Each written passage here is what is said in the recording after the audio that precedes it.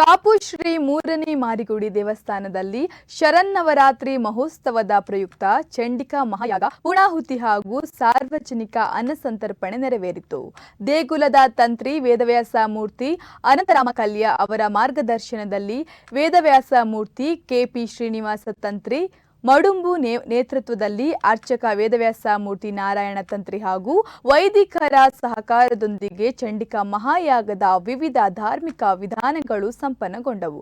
ಬೆಳಗ್ಗೆ ಪ್ರಾರ್ಥನೆ, ಮಧ್ಯಾಹ್ನ ಚಂಡಿಕಾ ಯಾಗ ಪೂರ್ಣಾಹುತಿ, ಮಹಾ ಅನ್ನಸಂತರ್ಪಣೆ, ಸಂಜೆ ದೇವಿ ದರ್ಶನ, ಪ್ರಸಾದ ವಿತರಣೆ ನಡೆಯಿತು. ಕಾಪು ಶಾಸಕ ಗುರ್ಮೆ ಸುರೇಶ್ ಶೆಟ್ಟಿ, ಮಾಜಿ ಸಚಿವ ವಿನಯ್ ಕುಮಾರ್ ಸೊರಕೆ, ಕಾಪು ತಹಶೀಲ್ದಾರ್ ಡಾಕ್ಟರ್ ಪ್ರತಿಭಾ, ದೇವಸ್ಥಾನದ ಕಾರ್ಯನಿರ್ವಹಣಾಧಿಕಾರಿ ಅರುಣ್ ಕುಮಾರ್ ಬಿಕೆ, ಜೀರ್ಣೋದ್ಧಾರ ಸಮಿತಿ ಅಧ್ಯಕ್ಷ ಶಶಿಧರ್ ಶೆಟ್ಟಿ ಎರ್ಮಾಳು, ಪ್ರಧಾನ ಕಾರ್ಯದರ್ಶಿ ಶ್ರೀಕರ್ ಶೆಟ್ಟಿ ಕಲ್ಯ ಮತ್ತಿತರರು ಉಪಸ್ಥಿತರಿದ್ದರು.